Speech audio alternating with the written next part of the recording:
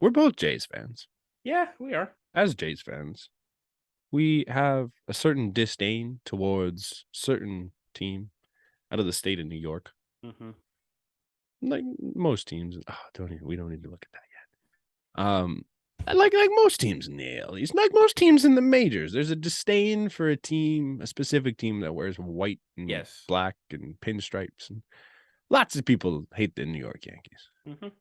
I don't think anybody hates the New York Yankees the way that the players on the Toronto Blue Jays hate the New York Yankees. And I think I love it. Yeah.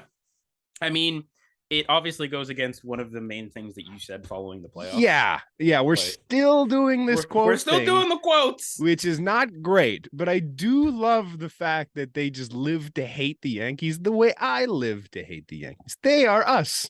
Yeah, it's great. That's awesome. It's awesome. If you didn't see it, yes, Alek Manoah went on Serge Ibaka's cooking show, I guess you call it. They eat like weird food. How hungry are you? Like that's the name of it. Couldn't think of it. He's fed Kevin Durant. I think it was or Kevin Durant or Kawhi Leonard. It was beef penis pizza. Nice. It was. He just eats random shit on there. Like, but he had. I think Freddie is on this season. I think. Yeah. Somebody else. DeMar's been on there. Yeah, I think he's having the Drew Holiday. Okay. There was another big one that just happened that I can't remember who it was though. Oh, Giannis was on there. Yeah. Like and week. That's where we got the true or false thing with the he'll play for the Toronto Raptors at some point, and he fucking I didn't hear that. He had to backpedal and skid around it so hard. But yeah. Hey, bottom line, Serge Ibaka asked some good questions. Ibaka, yeah. You should go watch the whole video. I watched the whole video. Serge Ibaka. It was good. It was fun. There was one clip that I would like to point out. I clipped. Yeah. But we won't talk about it. Mm-hmm. Alek Manoah was on there, and Serge Ibaka. First of all, way before this happened, he's talking to him like, I forget what the original question was, but he brought up the thing with Judge and Cole, where Cole wouldn't go past the Audi symbol. Mm-hmm. And he was kind of just talking trash about him there. He's just like, I don't know what his deal was, but he didn't even come to the point where I could see him. I didn't even realize he was out there. I was still talking to Judge. And he goes, I didn't know he was out there till after. And he goes, he didn't want to come pick a fight with me. It is what it is. Whatever. So he says that. And then 2 minutes later, Serge Ibaka asks him, he goes, so he's pouring this like cricket tea. Live crickets too. He puts live crickets in this. It's crazy. Hey, tell the truth and drink it, buddy. So he says to him, he's just like, all right, so I'm going to ask you questions and you can either answer or drink the tea. And he goes, well, if I answer, do you drink the tea? He goes, you know what? Fine. I'll drink the tea. He goes, I'm answering every single one of these questions. So first question that pops up, who's the biggest cheater in baseball history? Now, most people, you're probably going to lean the steroid direction and be like, yeah, I think maybe Barry Bonds could probably be in that group. The Houston Astros in 2017. Yeah, anyone from that group. Like, there's a lot of... No, that's not what Alek Manoah does. Alek Manoah, without missing a beat, goes, Garrett Cole. And I'm like, I don't like Garrett Cole. Don't get me wrong. But to say he's the biggest cheater in MLB history is crazy. Yeah, and so... That's what he went with. And he goes, yeah, he uses a lot of sticky stuff in his hand. In fairness, he was the guy. He was the guy, and he was also the guy that fully got asked and just went and tried to deny it. Yeah, that's a tough question. It's really not, Garrett. You could have answered. Like, I think if you look at the scenarios, like there were a couple of guys that were leading the way when it came to sticky stuff. Justin Verlander was one, but he didn't have to answer any questions because he wasn't playing that year. But then he proceeded to come back and win a Cy Young. Yeah. Whatever, that one didn't matter. The other two that always come to mind for me is obviously Garrett Cole and Tyler Glasnow. And Tyler Glasnow full out got asked about it. He goes, so have you ever used sticky stuff? And he goes, look, here's the deal. I don't use Spider Tack because I think that's ridiculous. But he goes, my thing is sunscreen and rosin. And he goes, it helps me get a grip on the ball because hitters can hit and I need an advantage. And it helped. Then he didn't have it. And he says, it changed my mechanics. And I don't want to say that's why I got hurt, but it didn't help. And he was full out honest about it. And I don't see anyone bashing Tyler Glasnow anymore. No, because this is just like a thing with the world. Mhm. If you come out and just directly say Mhm. whatever you're saying, people will still hate you. Yes. They'll respect you for fucking Yes. saying it. That was Instead of- 95% of my beef with the Astros for the longest time, is that they're, even when it came out that they did it, they're like, oh, it's not that bad. And like, we didn't really. It's like, come on, man, just man up, admit it, and you're fine. Move on. I think you there's did people, there's players on that team have come out and said like, well, yeah, we should A couple. A couple, but, but the big boys are like Alex Bregman. Still to this day, I think he believes that they didn't do anything wrong, which still bothers me a little bit. Spring, I don't like. You don't really hear Springer talk about it anymore because he doesn't have to. Nobody asked him about it. And no, exactly. It's been too long. But like Correa was the same way, and I'm like, those guys. But Garrett Cole was the exact same thing. Garrett Cole, when he got asked about it, just gave the most roundabout answer and never admitted to the fact that he uses it. And it's just shitty is the only way I can put it. It's just the way he approached the whole situation was brutal. And I don't really blame Alek Manoah for throwing him under the bus. Yeah, he sucks. He gave up. You know how we all shit on Jose Barrios for going up to like a shit ton of home runs this year? Mm-hmm. Garrett Cole gave up more than Jose Barrios. Yeah, but he also struck out a lot of people. So. Yeah, he also did that too. But, well, that's what happens when you still continue to use sticky stuff. Yeah. But doesn't get caught for it. It's fun. I think it's super cool. Shout out to these guys for just continuing to bash the Yankees. Like I love it. However, I did say not that long ago that we gotta stop because we've won nothing. And I mean, they kicked our ass all year. The Garrett, the Vladdy one is more of like a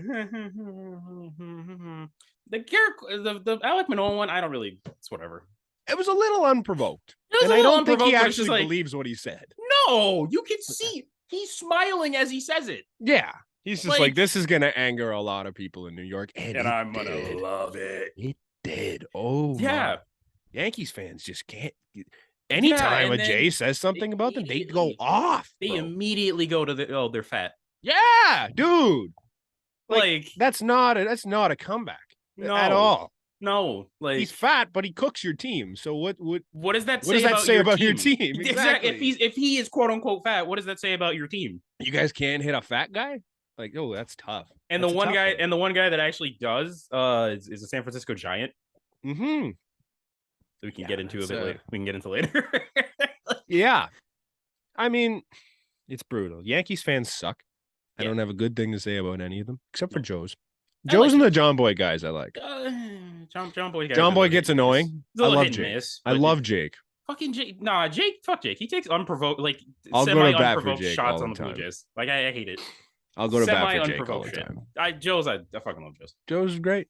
Yeah. John Boy can get annoying sometimes, but I still like their content. They put dude, have you been watching their blitzball tournament? Yeah, it's pretty cool. You know what's been a lot of fun? I've been watching for no reason. You ever watch Watching Baggage? No, but I heard it's really good. Dude, it's so stupid, but it's so great. I love it. They're fun. I like those guys. This is the three people I can fuck with in Yankees Nation. The rest of them, y'all suck. Yeah. All of you. Yeah. The whole group. Especially Nick Totoro. You know who you are. Yeah, no. I mean, he was great as Brucey. I love Longest Yard is a great They only movie. cheer when they score. Like, no shit. If he was never a Yankees fan, if he just never watched baseball, I'd love Nick Totoro. Yeah. Because Brucey's great. Bruce is one of my favorite characters in that movie. But he fucked it by being a Yankees fan. So, yeah. It's interesting. I'll say that. Mm-hmm. Like, but I guess we can actually move on to some real stuff that has happened. So, obviously, the writing was on the wall for a little bit. Before it.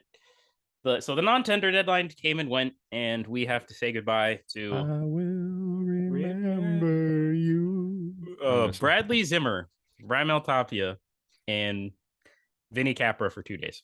Yeah, Vinny didn't. Vinny Capra's back, but shout out to Vinny Capra though. That was kind of cool. He's just like he had other offers on the table. He goes, "No, I want to be in Toronto." I like it here. Good for you, dude. I respect that. Fair enough. I respect that a lot. And he's good. Like he's a good player. Yeah, he's a nice little piece. back of the roster piece that you might use here and there. Yeah, but yeah, Raimel Tapia and Bradley Zimmer are gone. Yeah. Our most viewed TikToks are now fucking irrelevant because he's gone fully again. Yet he's not probably returning. He'll be back. He'll be back somehow. So someone said he'll be back by mid-May. Yeah. You can't keep him away for too long. He'll be back. I'm actually gonna on a serious Brad. I'm gonna miss for the memes. I'm actually gonna miss Raimel Tapia. Like he was not great. I'm not. He's not great. He was just a well liked guy. Well liked, just but really not that good. So what's the difference between what's the difference between Raimel Tapia and Kawasaki? Kawasaki had big moments. Kawasaki had meat. What do you mean Kawasaki? Kawasaki had quotes. Raimel Tapia never had quotes. What do you mean? There's that one video of him saying blessed and then just that's like that won't beat Bush Party tonight. For every monkey never cramps, monkeys never cramp. We had Raimel Tapia inside the park grand slam.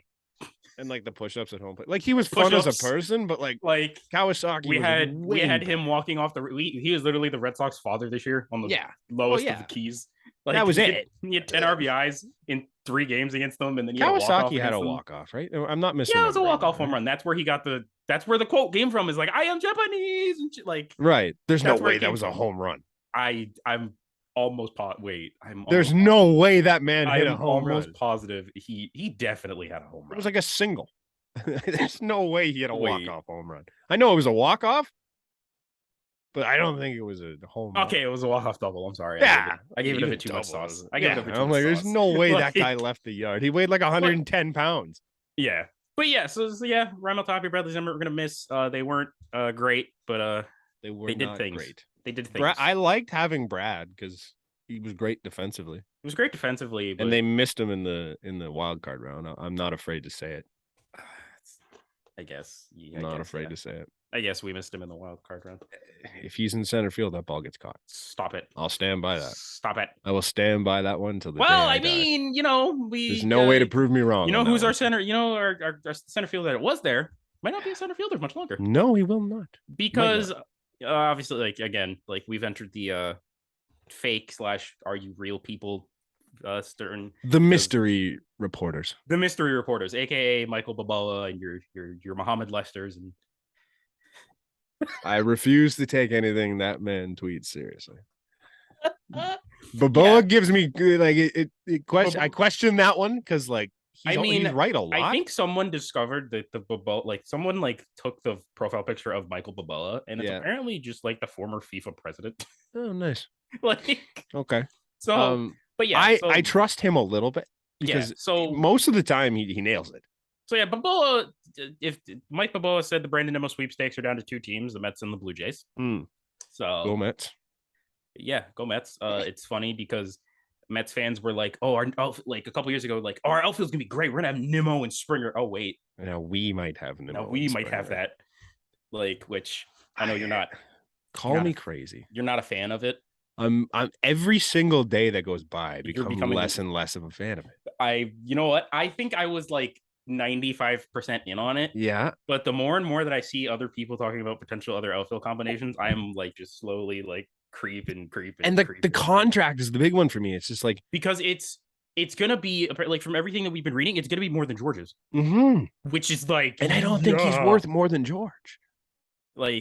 I mean, maybe statistically, I know his F4 is top 5 among center fielders in the last 3 years or something. Also, but this is are we including the Canada tax? Because that's a thing. Yeah, I don't. That's a thing. I'm afraid. I'm afraid of that contract. That's the biggest thing for me with Brandon Nimmo because he's not really the healthiest dude either. Everyone's big issue with Springer is that he can't stay healthy. It's kind of Brandon Nimmo is just George Springer light. Similar. He doesn't hit it for as much power as George, but doesn't really stay healthy for the most part.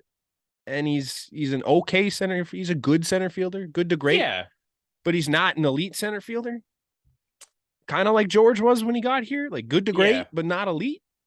And he's around the same age. It's just one of those things. I'm a little concerned about the Brandon Nimmo potential contract. Yeah, and I guess Brandon Nimmo. I don't like it. I don't like it. But I guess you fucking segued me perfectly into my next thing that didn't. So we have actually contacted another outstanding center fielder. Glove wise. I will say this 1,000 glove wise.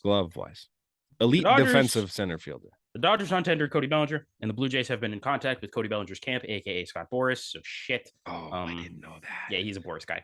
Damn. So he is the Dior of defense. I would call him the Dior of defense. Okay, fine, fair. That's fair. But yeah, apparently, so the obvious thing is Cody doesn't want to sign a multi-year deal, which I guess is fair. Perfect. I guess is fair. Perfect.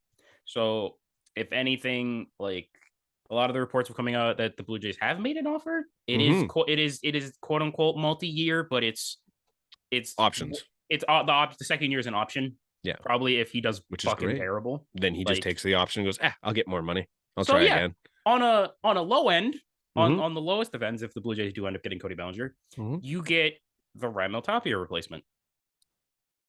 I would say he's probably his ceiling is way better than what Raimel Tapia's ceiling which gets me to, and if you get the highest of high ends, that is a person that could bat top 5 in your lineup regardless of who else is being hot at the time.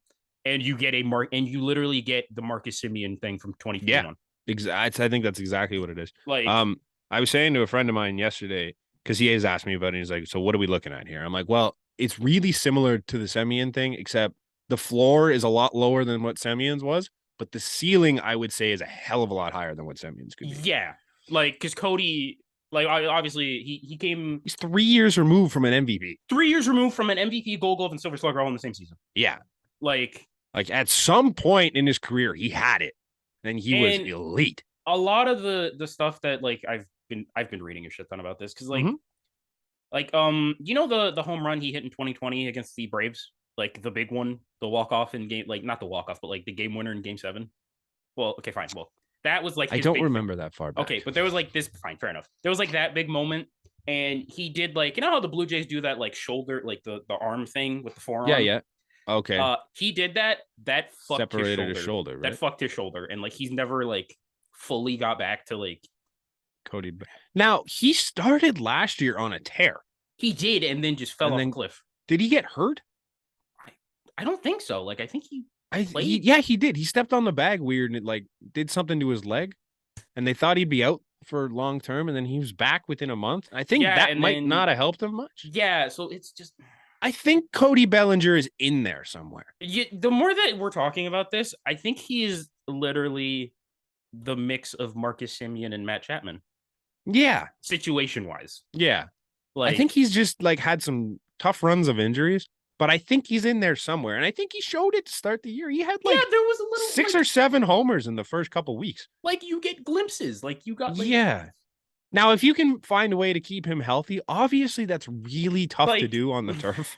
Yeah, like are we asking? Yeah, the turf is fucked. Like it's not great. It's not a great spot for Cody. But if you can find a way to keep him at 90%, I think he could be in your lineup every day.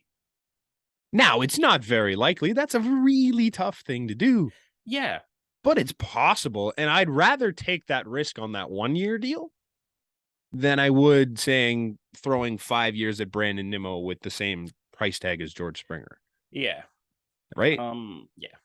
It just every day that goes by, I just get more and more attached to Cody Bellinger and less attached to Brandon Nimmo. I do too, because I mean, as walk-up song people, great.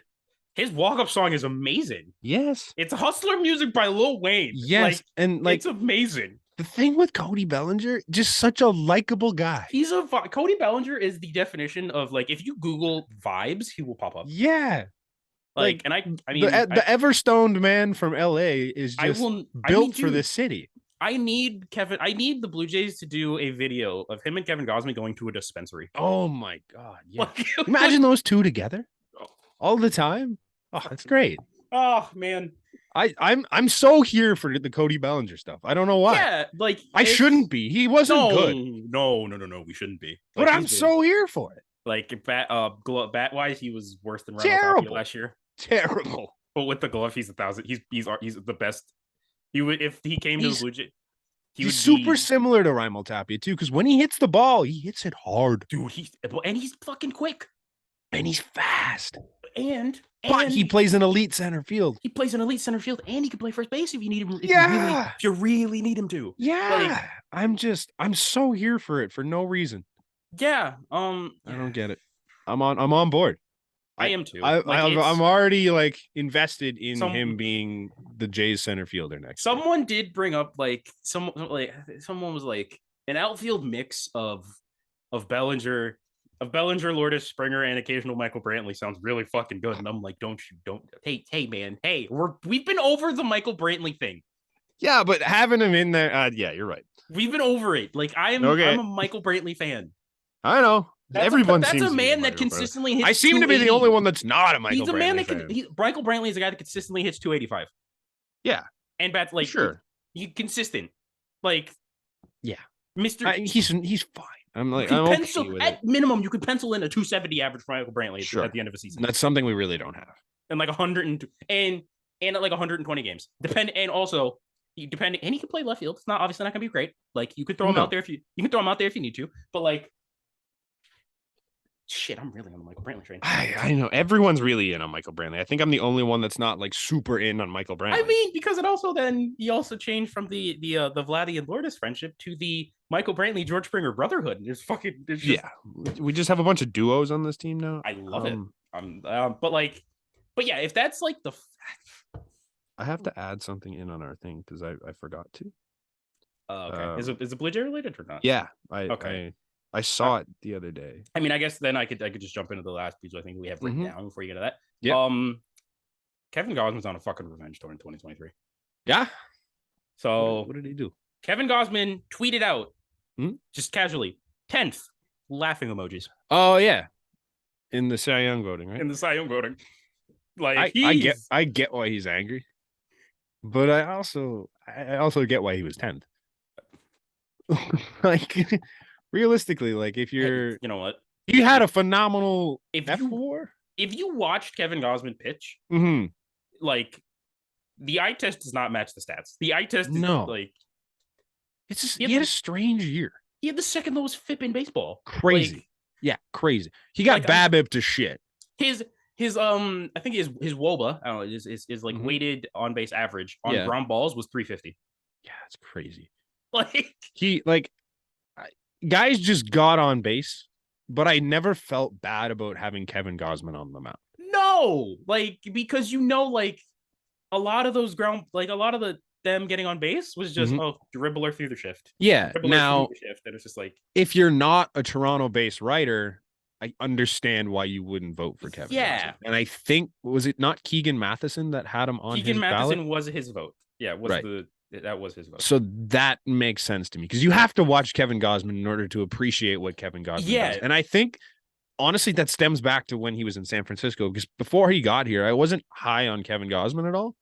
But once you see him pitch and that splitter and just the way he controls the mound, he's got a demeanor that you like, and he's a guy you want on the mound every 5 days. To make a pun, he's money.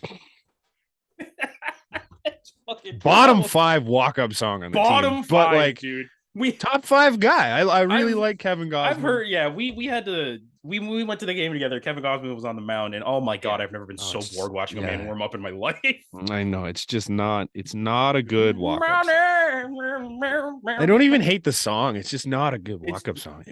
But I mean, coming back to Kevin Gausman, back to actual things. I understand why he would feel slighted by that, but I also understand how he ended up in 10th because he's a guy you got to watch, and guys from out of town aren't watching him. I know it's not obviously anything to do with the playoffs, but the last image of Kevin Gausman we saw in 2022 was him walking off the mound after striking out 2 people with the bases loaded. Yeah. Only giving up 1 run. The third one. Just fucking give it. Just give it to him, man.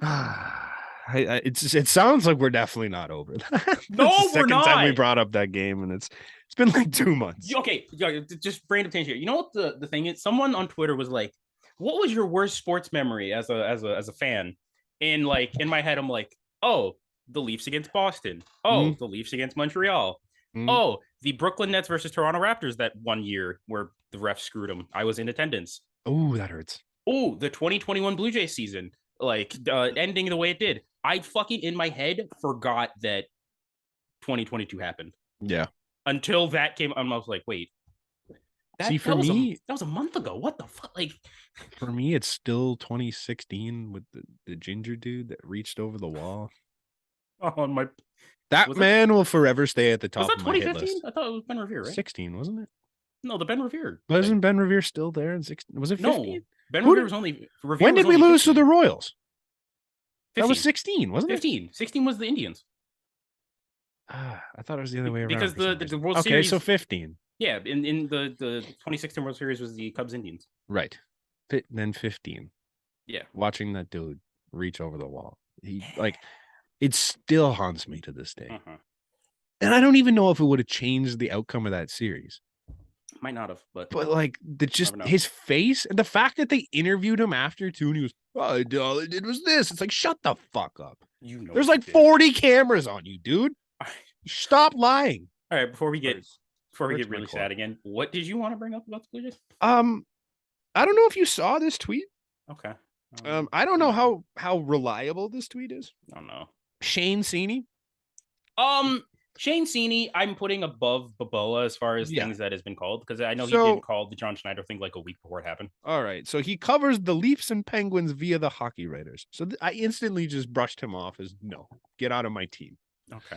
However, he tweeted out, #Blue Jays have held multiple trade discussions involving Danny Jansen. I did see this. I was going to bring this up, but I didn't know how to. And appear willing to make him the odd man out. Team loves Gabriel Moreno's athleticism and upside and would only move him in a blockbuster, but very unlikely at this point. This is the part that just angered me to all hell. Jansen, however, very likely. You can suck on my balls, Shane Seeney. Very likely. I hope he's wrong. With every fiber of my being, I hope he's wrong. I hope he's wrong, man. Like, it actually pisses me off that I might have to... You're telling me that in one offseason I might lose Teo and Jano? Like, I will fucking stop being... I might leave. Okay. I'm not going to leave, but I might leave. I'm not going to go that far, but, like, I will... I just bought a Jansen jersey. Like, unless Jano is leaving and we get, like, a fucking guy... It better be a guy. A guy... There's some stupid people too talking. Because honestly, watching people talk about Danny Jansen hurts me. They're like, "Oh, he's got sneaky power." No, he's got power. No, he doesn't. It's not sneaky. That man hits the shit out of everything. What, he had 15 home runs in 90 games this year? It was sneaky in 2021. And batted 260. It was sneaky last year, maybe, because he sucked at the beginning, and then all of a sudden it's like, wow, this guy's hitting a lot of home runs. His fucking. It's no longer sneaky. When he's in, he hits the shit out of the ball. And like people are just like, "Oh, he can't defend." Bullshit, he can't defend. When the only thing he's not great at is the thing that I've bashed on every single time. Thing that'll be gone in a year, and it won't matter when the strike zone goes robotic, anyways. Like, who cares? The man is an elite game caller, and the whole big thing is like, oh, well, you can't really quantify game calling. Yeah, that's the point. That's what a catcher has been since the beginning of time. So you my can't thing quantify it. Hey, my thing is, Blue Jays fans, if Danny Jansen's gone, don't expect a lot for him. Don't be pissy when we don't get shit for him because you're bashing the shit out of him. Yeah, but you're bashing the shit out of him. Like, you don't bash him and then be like, "Oh, he's gone now. Oops." Mm-hmm.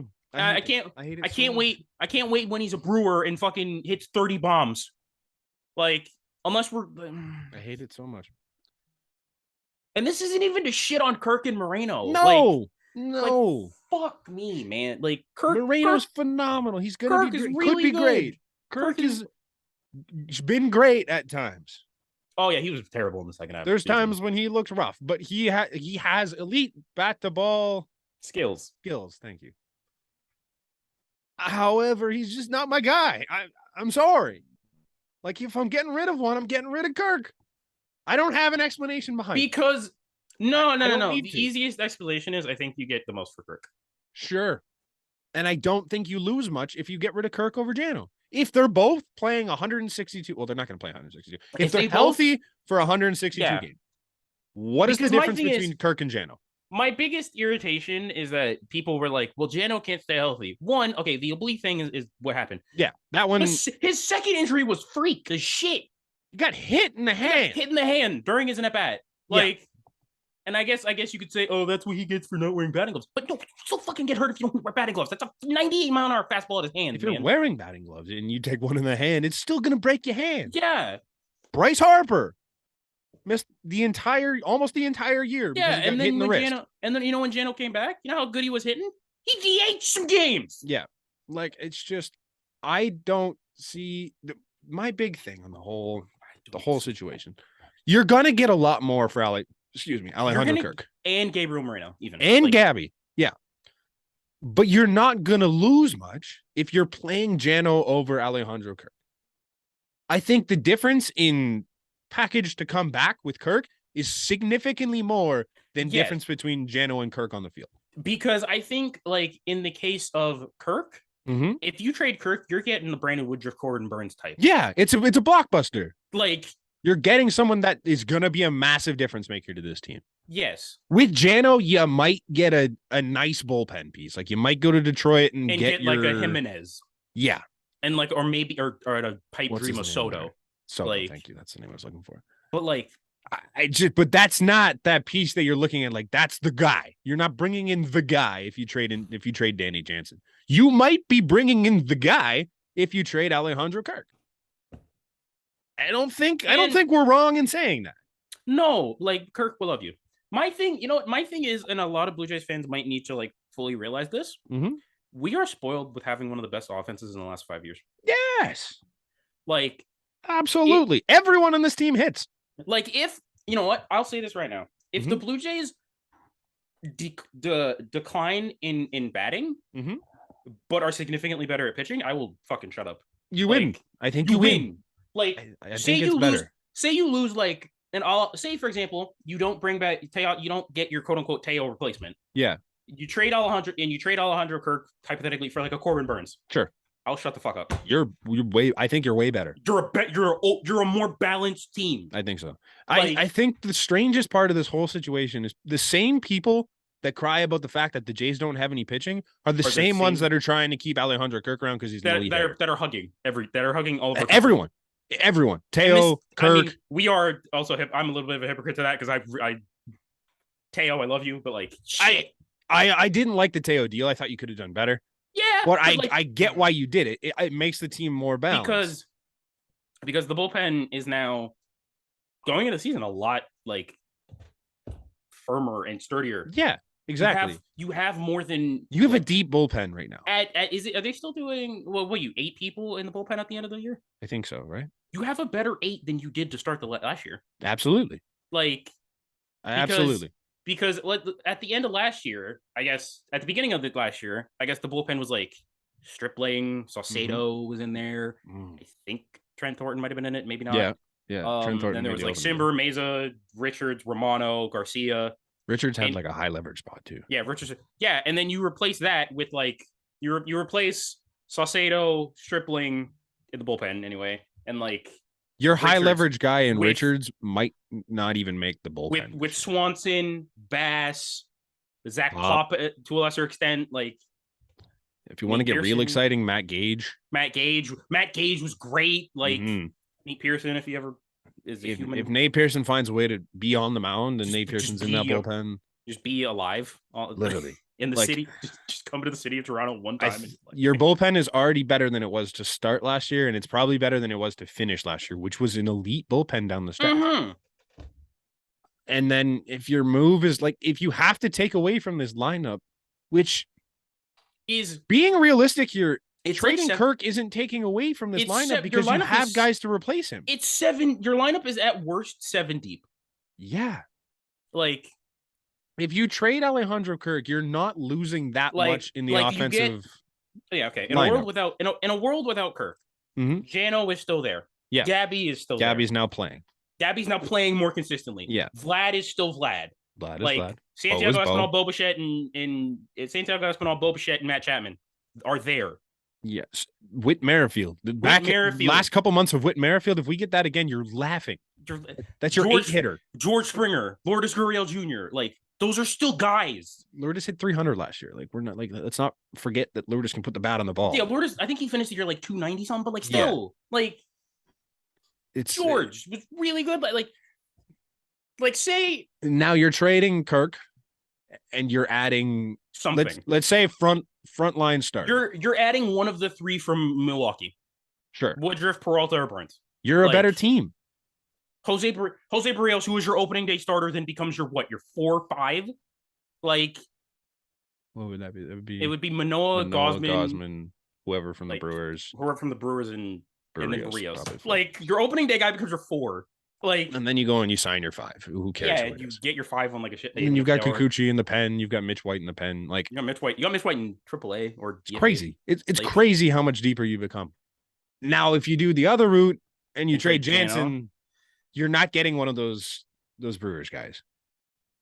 You're not getting a front of the rotation starter. I don't think you're probably getting a bullpen piece, or maybe a nice piece to add to this line. And something that obviously people don't want to like to bring up a lot. Mm-hmm. And it's intangible shit that obviously comes with more experience, but Jano handles the pitching staff a lot better. Way better. Way better. Yeah, he doesn't have the framing numbers. It's a dumb number anyway. It's an umpire stat. I'll say it every single episode. I don't care. And we're gonna it's an umpire stat. And we obviously and the thing is with that, if Jano is gone, I still you're gonna ask Gabby to catch 80 games, 90 games, for the first time in his career without having someone to lean on a little bit that has seen multiple years of pitching stats consistently. It's not like I know the good and the bad. I know Alejandro Kirk has been Alek Manoah's catcher, but Jano's also caught Manoah many times, and it's been fine. Multiple times. I wouldn't say many times. It's been 2 or 3, but they've been fine. They're not an issue. It's like Alek Manoah is a good enough pitcher that he doesn't need a catcher to make him better. Like, the guy's just got the stuff. It doesn't matter who his back catcher is. Yeah, it's fine. It's a move you can make. If it's Moreno, I think your team gets the best that it can probably get. Yes, because you keep Jansen and Kirk, and then you still add a Woodruff, Peralta, Burns. Like you're still getting that top of the rotation piece, and it sucks. You're giving away one of the top prospects in baseball. Yeah, but I think your team for now is better for it. Yeah, and you still have a bunch of solid prospects still in the minor. Yes. Your team, and you've got 2 catchers that are under the age of 27. No, Jano's 27, 28, and Kirk's 23, 24. Yeah, like 2 catchers under 30 years old that can hit the fucking ball. That can crush the ball. Which is more than most teams can say in baseball. Obviously, we're a little biased in this situation. Yeah, because Jano's our guy. But I don't think we're wrong with anything that we've said. No, it's just a matter of how do you want this team? How much do you want this team to improve in other aspects? Yes, and how quickly? Yeah, will Kirk be an all-star for the rest of his career? Maybe. It's possible. You could get a couple. You could find a way to have that consistency for the entire season and just be a top catcher in the majors. Probably. Does that mean you shouldn't trade him? I don't think so. I think the pitching spot at the top of your rotation is a lot more important than your catcher. Than your catcher / DH. Yep. And if you trade Kirk, it is the easiest way to free up the most DH time. Yeah. Because that then lets you get a Michael Brantley type. Yeah. You can throw George in there. You can throw Vlad in there. You can throw Bo in there for times because that guy needs some time off. Yeah. You can throw Chappie in there because he kind of slid off. But literally, if you still have Kirk on this team, it's, Kirk is DHing. Oh, he's catching. Oh, he's DHing. It's like every 5th day you can use the DH spot because you're resting Kirk, as opposed to using the DH spot for what it's supposed to be used for. Yeah. Or what it should be used for. I don't know. It's a tough conversation. Yeah. People get real heated on the one side. Kirk defenders are just they're a cult. In the nicest way possible. Yeah, and Jano defenders are about the stuff. They're not as vocal. Not as an aggressive of a cult, but we're just a cult. I'll accept it. But you can't say bad things about Alejandro Kirk to people that like Alejandro Kirk. I know where Jano's holes are. I get it. Doesn't walk much. Doesn't hit the ball on the ground at all. Doesn't go to the other opposite field ever. No, but fine. That's what gives him his power. Doesn't get on base at a great clip, but he hammers the ball, and that's way more fun. He's your 9-hitter. I'd rather my 9-hitter hit 25 homers than hit 300. No, as my catcher, we went over this. There's not many teams that win with a great offensive catcher. No, Will Smith and the Dodgers was the last one. Yeah, and really, in the grand scheme of that team, he's not. He wasn't. He's really good, but he's great. But he's still hitting 6, 7, 8. Is he not? Or was he hitting 4 in that run? I know last year, anyway, he was hitting 4 for a good bit. Was he? But that was still during like when Max Muncy, but the 2020 when they were championship, that was in Max Muncy. He was like really good still. Yeah. You still had Cody Bellinger a little higher in the order because he was still coming off that MVP year. Like, yeah, Trey was there. Trey wasn't in 2020. Well, didn't they trade, or was that 21? When did they trade for him and Scherzer? 21. 21? 21. 2020. Who was playing short? Oh, Corey Seager. That's who it was. Yeah, cool. Corey Seager was there. Insane. Yeah, what a stupid team. What a dumb team. I hate them. Was that the year they had Machado? No. Machado was 18. Machado was 18. 18? Yeah. Machado was 18 because that was the year that Chris Sale fucking knee buckled him to end the World Series. Jesus. Yeah. That's all I got to say on the Go Jano. Go Jays. Yeah. I don't care if they don't trade any of them. Really. It's just a matter of how you make it work if you don't trade any of them. I think if you don't trade any of them, Moreno just kind of becomes like a utility guy. Yeah, Moreno who can also catch. Yeah. Who's probably the best defensive catcher of the three when you really break it down. I mean, his pop time is fucking He throws out everybody. Legendary. Yeah. Like, so I don't know. I can see definitely the fastest out of the three. Like, yeah. If you were to bet on one of them getting traded, which one?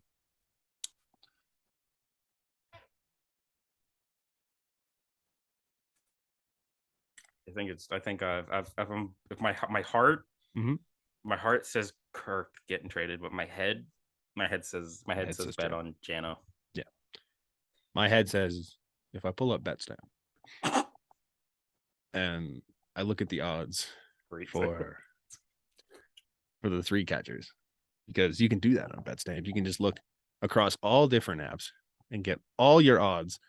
I don't think this is an actual thing you can look up. It'd be cool if it was. But I think the Jano would probably have the best odds to get traded. Yeah, you'd probably not make a lot of money if Jano gets traded. I would, yeah. I think the worst odds, I would say probably Kirk. I think he would be the biggest underdog to get traded, but I think that would be the best trade to make.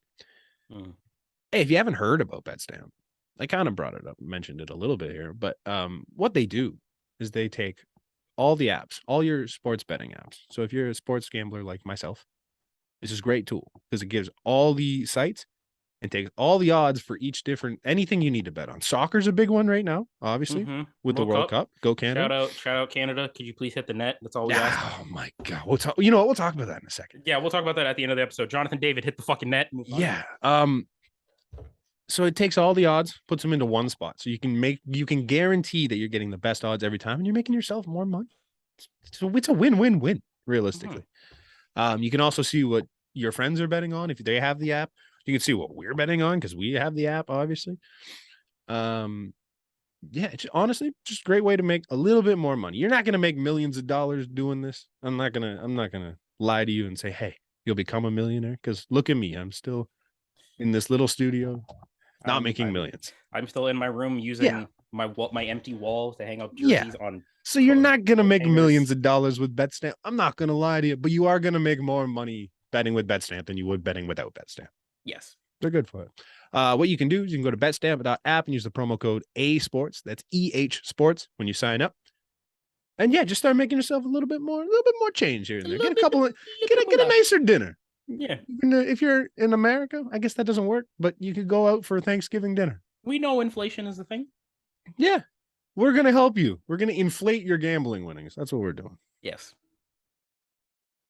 Gobble, gobble. The inflation podcast. Yes. Inflation deck. That's what we are. Deck. I was trying to find a way to make it work. It just does not work. Yeah.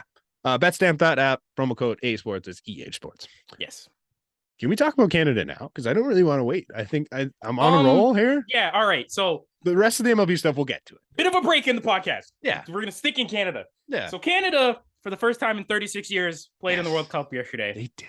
And I don't think I've ever been more, my heart has ever been more like amped for a 90-minute. I watched like 78 of 90 minutes. Like I paid attention to like 78 of 90 minutes. That's incredible for me. I watched the entire thing. I don't do that. I watched the entire thing like it was game 2 of the Blue Jays playoffs. Yeah, I was locked in. Like I didn't miss a second of that first half. I was locked in. So it was so Canada ended up losing 1-0 to Belgium, but there was so many things in that game. We dominated the number 2 ranked team in the world for 90 plus minutes. They had one they had 2 counter attack goal. They had 2 shots on net the entire time. Yeah, because they slipped. Because, God damn, Michy Batshuayi is the guy that scored it for Belgium. Such a wild name. I love it. Like it's awesome. I watch a bit of the Premier League. Michy Batshuayi. Michy Batshuayi is not good. Like, no, he's the backup striker because their main guy, he was injured, and that's why the guy that they kept showing in the stands. Like, he was injured, so he was the guy that just played. But that De Bruyne guy, Kevin De Bruyne, fucking he fly, Jesus, he's one of the best players in the world. Wasn't he like third or fourth in the Golden Boot, whatever it is, the MVP thing? I think they mentioned that at some point. Ballon d'Or. I think he was definitely Ballon d'Or, like the best player in the world. Yeah, he was like third or fourth. They mentioned crazy. Mm-hmm. That guy is wild. But I guess we gotta like, okay, Canada 21 shots, I think it was. Fucking 3 on target. So, but we got to talk about we can break this down a little bit. The Alphonso Davies penalty. Why? I feel so for bad starters. I feel so bad for Fonzie. Yeah. Like I understand Alphonso Davies is the best player on this team. Yes. I don't think you can argue that one. No, it's not even a question. Like, now, I don't think Alphonso Davies, I don't think he's 100% right now even. That, but I can't think of the word. His biggest asset, I don't think it's his offense per se. Like, he's not a pure striker that's just going to rip because all he day plays long. the wing on Bayern Munich, the team he plays for in Germany. He plays like left back. Yes, he plays defense. So he's really good at moving the ball, and he's really good at making guys miss. He did that a few times in that game. Oh my god! Yeah, he moves. The way he handles the ball is incredible. Like, he's amazing. Like, but I think, you know what? Why is he the guy? No, he had to be the guy. Does he though? Yes, he does. He had to be that guy. Like, if his name isn't Alphonso Davies, I don't know if he has to be that guy. If his ability is Alphonso Davies, he's the guy. Jonathan David's 9 for 12. We're saying this in his league team. Yes, we're saying this because he missed, Brent. We're arguing this because he missed. If he makes this, we're not talking about this. You're probably right. We're not. We're talking about how Alphonso Davies scored the first goal in Canada World Cup history. He's not the guy on his own team. Like, he doesn't shoot penalties with said team is one of the best teams in the world, and he plays left back. Okay, but you have a guy in Jonathan David that does this for his league squad. We can talk about Jonathan. And is 9 for 12. I know he played like shit. Jonathan David was so bad. He was like the soccer version of gripping the stick too hard. Like, he was trying to do way. I think that was the thing. They all were. Tayshaun Buchanan was I thought was much worse at it than he was. Like, Tayshaun Buchanan ripped some into like the upper deck. No, the one, I think it was a cross that went in, and Tayshaun Buchanan's like 2 feet from the goal. He fucking skies somehow. I'm like, just put it near the net. I'm like that. I think he was nervous. He looked like he was ripping a little too hard. It's the second best team in the world. It's the second best team in the world that you guys played off the park. Like, yeah. I understand where the nerves come from, and I get it. I think they go into this next game. I think they'll be fine. Yeah. Does it suck to not come away with a win? Yes. Absolutely. Suck to not even come away with a draw? Absolutely. Not even a point? It hurts. But I need to like, there's people on Twitter that are like, I hate this, like, we're glad to be here mentality. The Oak Leafs, you can call them out. I don't mind. Okay, fine. Motherfucker, we are just happy to be there. This is the second time we've been here in our country's history. 1986 was the last time. Didn't score a goal in that one either. Didn't score a goal in that one. Like I'm sick of the second best team on the planet. You're allowed to be disappointed at the fact that like they didn't win, but would you're I not have liked to be win? Like, no shit. But you can't be the guy that's like, oh, this team doesn't fucking have it in them. It's like, bro, they shouldn't have been there. Out of the 32 teams that are in this World Cup, we are maybe pushing top 20. Maybe that's maybe generous, pushing honestly. top 20, man. Like, I think that the squad they put together is good. I think it's good, but they play a crazy style of football. God, yeah, they fucking tired themselves out so fast, dude. Like, they were 110% from the first kick. Jump. Like crazy. But yeah, and then come on, man. And I think I also kind of want to talk about this too. Kyle Larin, when Kyle Larin came on, Kyle Larin wasn't good. Kyle Larin wasn't great either. No, he missed. Kyle Larin not starting blows my mind. I think Kyle Larin, the program's all-time leading scorer. The main decision was Kyle Larin over Junior Hoylett over Kyle Larin, and I'm just like, and also Sam Adekugbe didn't start. No, Like, but that one made a little bit of sense. Like that back end is pretty gross. Yeah, what was it? Victoria, Johnston, and Miller. Yeah, Miller made also, a couple phenomenal plays. shout out Kamal Miller and Richard Larea. Like, Larea too had dude. Larea came barreling back and like slid in and pretty much saved a goal. Yeah. Like, damn. I think we're beating Richie Larea almost scored. Yeah, I think we're also beating around the bush here. Yeah. Hey, ref, there was a couple penalties there that you didn't call. One went to VAR too and didn't get called. The one that pissed me off the most was when Tajon Buchanan was offside. Yeah. He wasn't. He wasn't because it went off them from Belgium. Yeah. To him. And then he got fouled. Yeah. So it's a tough one. It's a tough bounce. It's the way the cookie. I don't like to blame refs for losses. I don't think the refs are why we lost. However, given the recent events I don't like having the ref that just got suspended recently because of some dicey shit that he did. This is also the ref that I don't remember what game it was, but he blew the final. That's the one. He got suspended for that. Yep. Yeah. Okay. I wasn't on that one. Yeah. It's an interesting one. Yesterday wasn't a great day for refs in Canada. I don't trust FIFA. I'm going to be honest. No, FIFA's corrupt as fuck. FIFA's terribly corrupt. And when you've got the number 2 team in the nation, you probably want them to win. I'm not saying that's what happened. I mean, but I'm not saying that's not what happened. Given the fact that earlier in the day we saw Germany lose to Japan, and a couple days before that we saw Argentina lose to Saudi Arabia. You can't keep letting these upsets happen. I think. No, not maybe at some point we got to have one of these good teams win one of these games. Yeah, I don't like it. I didn't like it very much. You know what? We kind of did put ourselves in a bit of a pickle because Croatia and Morocco did. They tied. They drew earlier in the day. So we have to win out. Croatia's a tough team, man. Croatia's tough. Like you gotta win that one. It's gonna be a tough battle. I think you know what? If you draw with Croatia and beat Morocco, you have a chance. Yeah, I guess. Because I think Belgium gets through. Like, not if they played the way they did against us. No. Belgium, they did not play great. They did not play good at all. No, they were not. But I think the thing is, like, if I think Belgium can beat Croatia. It becomes shit if Croatia beats Belgium. Yeah, then you're screwed. Then you're fucked. Yeah. Like, you need you need help at this point. Yeah, as much as we don't want to say this, we need Belgium's help. Yep. Like, which they should do. Yeah. I forgot to mention, Eden Hazard bothers me so much.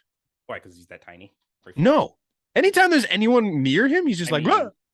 I'm like, dude, come on. Welcome to so soft. Welcome to. I know, but like, not everyone is like that. Like, I know that is what the game is, but like, they're not everybody's like that. There's always that one guy that you're just like, dude, come on, and then he gets the calls.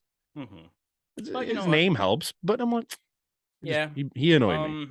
I guess since we're on the topic of the World Cup, I just want to say shout out to Cristiano Ronaldo. He is the first player in history to score in 5 consecutive World Cups. The man without a team right now, right? He just got released. Yep, which is funny. But yeah, that whole situation is weird. That situation. I don't know enough to talk about it here, but it's I don't either, and especially we're fucking baseball podcast. Yeah, we're way off topic, but yeah. Shout out Canada. Like hey, don't lose faith in this team. No, please. They're great. Like we fucking played a great game. Yeah. Even if this isn't the year, like the guys in this team we're back in 2026. Like you're gonna lose Atiba probably. Like that sucks. Yeah, but Atiba's gone. I think Atiba's like the only one of note that's gonna be not probably at the World Cup next year or like next time. How old's Kyle Laren? He's not very young either. No, but Laren. But I mean, I think come next 4 years from now, like that you got Buchanan's what 21, 22. Like he's young too. Yeah, he like Buchanan and Davies are gonna be mid-20s. Like. They'll be in their peak years. Adekube's like 31 at that time. Yeah. So like this is gonna be a good team for a couple of World Cups. We're gonna be fine. Like, I think we've created a program that can be successful. So hey, the fact that they're here and making noise is great. Yeah, shout out Stefan Estacchio for nutmegging Kevin De Bruyne. Shout out Brampton. Shout out Brampton. Because Brampton created half this team. Facts. It's crazy. Like I've never shouted out Brampton in my life, but shout out Brampton for that one. But yeah. Back on baseball. Baseball happened. The MVP awards were announced. Yeah. Not all that surprising. No. So Paul Goldschmidt won the NL MVP. Yep. It wasn't very close. No. Manny Machado finished second. Nolan Arenado finished third. Fourth place was Freddie Freeman. Fifth place was Mookie Betts. So, but we need to talk about something. Okay. Somebody gave Daniel Bard of the Colorado Rockies a 9th place vote. Nice. For MVP. He was good. Like he was the only thing good about Colorado. No, you don't get an MVP vote as a fucking closer. No. That's wild. No. Who was it? Do you know? No, I never found out. Like, damn. But like people that did receive, like some people, like Trey Turner received a vote, like a couple votes. Dansby Swanson, Michael Harris, Jeff McNeil, Edwin Diaz. Like, but yeah, Paul Goldschmidt was. Edwin Diaz is a more deserving reliever than Daniel Bard. I know. I don't know what Daniel Bard is. That's crazy. Yeah, but yeah. So congrats to Paul Goldschmidt. And in the, unfortunately, the most obvious MVP voting in MLB history, San Francisco Giant Aaron Judge won AL MVP. But yeah, he with 28 out of the 30 possible first place votes. The other 2 went to Shohei Ohtani. I would love for people to take a wild guess at where those 2 voters came from. Ben Verlander and no, Ben Verlander didn't get a vote. It was 2 LA voters. It was 2 LA voters. I mean, whatever. Dude, rep as the so funny. Market. So 3rd place was Yordan Alvarez. 4th place was Jose Ramirez. 5th place was Jose Altuve. 6th place was Andres Jimenez of the Guardians. 7th was Julio Rodriguez. 8th place was Mike Trout. 9th place was Xander Bogaerts, and 10th place was Justin Verlander. And then let's see. Bo clocked in at like Bo Bichette was 11th place. 11. Vladdy clocked in there somewhere at 13 or 14. Adley Rutschman got some votes. Luis Arise, Rafael Devers, Kyle Tucker, Vladdy Manoah.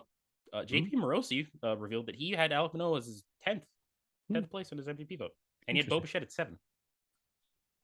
I think Bo kind of deserves some votes for the stretch he had down the end. Not near the top of it. Andy Diaz and Sean Murphy got votes.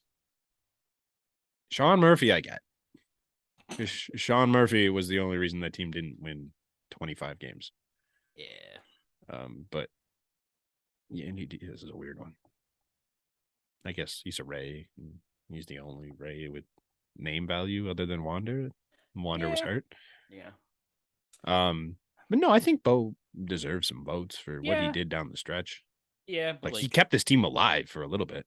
Yeah, he kind of did single-handedly. Yeah. Like there was a stretch where if we didn't have Bo Bichette, we would have been pat. Yeah, we would have been. I think it's fine. I don't think any Blue Jay deserved to be anywhere near the top. Don't get me wrong, but it's kind of cool to see Bo as the de facto MVP of the team based on voting. Kind of cool. Which is a little weird given how the season started for them. Yeah. Yeah, Casey stunk. He fucking was like 240, dude, with like a 280 on base. It was bad, man. That was not good. He finished with what, like 290 something? I think so. Like he crept back up and led the league in hits. Yeah. Cool. Really cool. So yeah, we have which isn't something that isn't cool. No. It was officially announced that Bryce Harper is undergoing Tommy John surgery. But he's back in May. Well, yeah, because I think it's a lot less for a pitch, like it's a lot less strenuous because he'll just do what he did last year. Yeah, just DH. He'll just DH again. He's already played with it torn, so what's the difference if he plays on it repaired? Yeah. Like so it's not really a huge deal. He's not elite defensively. He's never not has elite. been. I mean, but he's probably one of the better defenders they have. Yeah. Like if you fill out your defense a little better than you did this year, it's not a huge deal that Bryce is going to be the DH. Castellanos isn't good, but like he made some big plays in the playoffs. Like I think he's fine. Like he's no worse than Bryce. So if he's your right fielder, he's your right fielder. Then you got like Brandon Marshall's a good fielder. Yeah. Is he still there? Yeah, Brandon Marshall's still there. Kyle Schwarber. That's the one thing is it. Yeah, you got to play Kyle Schwarber in the outfield now. That's the one tough part of Bryce not being able to play the outfield. Yeah.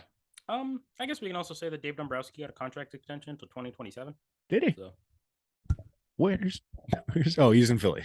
He's in Philly. We've been over this. We had this conversation twice now. Yes, Dave Dombrowski is in Philly. I just every time I hear Dave Dombrowski, I just think the Tigers. I don't know why. I just think of the Tigers. Because I think he was the manager of the. I mean, not the manager, the GM of the 2018 team. Was he? Yeah. Wasn't that Theo, or was Theo the president? He was the Cubs. Yeah, but he was with the Red Sox at some point. Yeah, but I think he was the president. I don't think He was the president, though, right? Yeah, but Dombrowski was the GM. Dombrowski was the GM of the Tigers team that went Yes. to the World Series because, too, right? I mean, you can just notice, like, he gets there, but he doesn't finish it. He gets there, but he can win it. If he doesn't win it, oh boy, your team is going to be shit for 5-10 years. Yeah. Like, he loads up he for guts out the call. He guts the farm, like, which is what the Red Sox, they've been trying to rebuild the farm the last couple of years. Like, same with the Tigers. Like, same with the Phillies in a couple of years. Yeah, like this. Not great. I can't name you. It's not a prospect. I don't. You know what? I don't hate it because at least you're trying to make a run.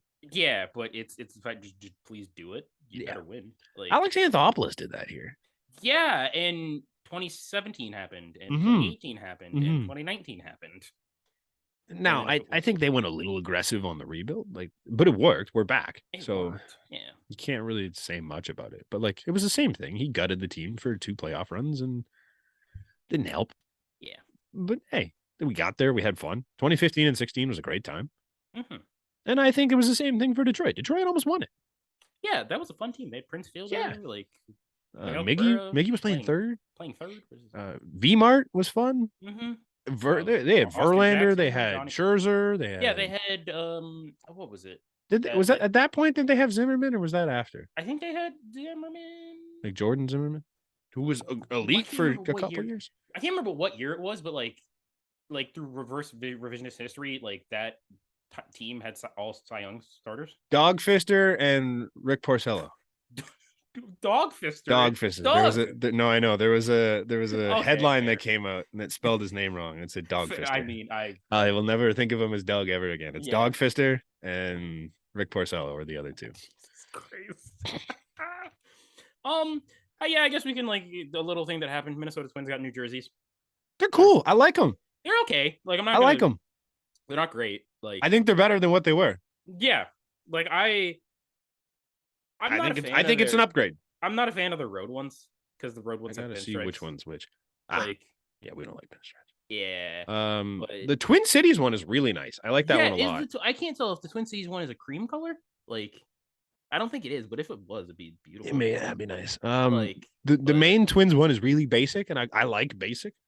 Yeah, I also like that. Like, they did keep obviously people, you can't see that, like, just look it up because it's unfortunately for our audio listeners or video listeners, but like they kept like their old logo for like the regular TC jersey, Twin City. But apparently for like the Twin Cities jersey, it's the first time that they haven't had a multicolored like logo. Yeah, because it's just white. I like it. I like that one. I like the Minnesota with the little star on it. I think that's cool too. Like, I think they did well. Mm-hmm. I can't see. Is there a Fort jersey on that one? Yeah, there is. My screen's still cracked. Yeah, you're right. The gray one kind of sucks. Gray one is not great. And they're like really lame pinstripes too. Like it's not. Yeah, it's barely visible pinstripes. Yeah, I don't like that. You're right. Yeah. But they went 3 for 4. I think those 3 other ones are great. I think they did a really good job with those 3. Yeah. The fourth one, it's a great jersey. Great jerseys aren't good. A lot of people love the Jays Grays jerseys. Our Gray jerseys are fucking atrocious. Thank you. Like, you either love them or you hate them. Like, I found that out. Because everyone I say either really agrees with me, they're like, no, that jersey's great, man. I'm like, that jersey fucking sucks. Like, there's a reason that I own 4 Blue Jays jerseys. They're all the other colors. I've got at least 9 or 10, and I've never even. You have way more than me, man. I've never thought of buying a gray jersey in my life. No, like they're just not a good jersey. They're not great. 1, 2, 3, 4, 5, 6, 7, 8. I think I have 9. Jesus. 9 and no gray ones because that's just your 10th one's gonna be Cody Bellinger because that's my 5th one if he signs. You know what? I might. That's my 5th one if he signs. I'm getting the Cody Bellinger jersey. I don't really know who else would be next. I have everyone else. Do you have a Barrios? You know what? I don't have a Manoah. I kind of want a Manoah. I have the giveaway Barrios one. How do you not have a Manoah? I don't know. I really don't know. I did Bo first. Yeah. Because I grew up as number 11, so I wanted Bo. That's cool. I think. And then I went Vlad, Cav, Vlad. They were like at the same time. Cav, Vlad. And then I went. I had a blank one. That's the best one to wear because it never goes out of style. and then Jano, and then that's it, I think. And then I have some old ones. My jersey order went Vlad, which is the one I'm currently wearing. Nice. George. I don't have a George either. And then the Vlad and the George I bought online. Yeah. The Manoah one, I was at the game when I got it. It was, I mean, in hindsight, it was a great decision because I literally I had to talk to one of the guys working there. I'm like, who do I get? Alek Manoah or Teoscar Hernandez? Oh, the guy saved your life. The guy saved me $200. And then the Cav one I bought. Cav was the one I bought this year. I have 2 Cavs. I did. Because Cav's my guy. But yeah, jerseys are cool. They're a fun. They're great. Thing.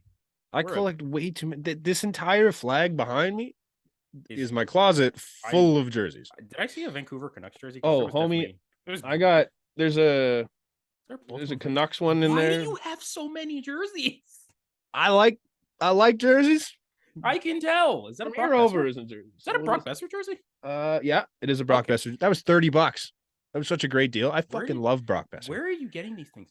That was Sport Check did this weird sale where it was they just marked down a bunch of jerseys and one of them was Brock Besser.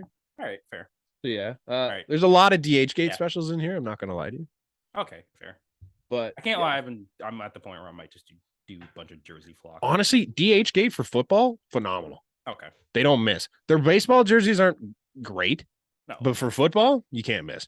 Yeah, welcome to the flight deck where we talk about jerseys, walk songs, and Canada soccer. Oh yeah, where we talk about everything but baseball. Yeah, this podcast is off the fucking rip. I've got a Sens jersey in here. The weird one. It was $10. Burn it. It was $10. I don't give a shit. You burn it. I was gonna put EK on. Oh, I have 2 Sens jerseys. This one was $10 too. Is that it's EK? Okay, that's fair. Yeah, I like EK. And it's their. Hold on, I gotta take that one out because it's kind of cool.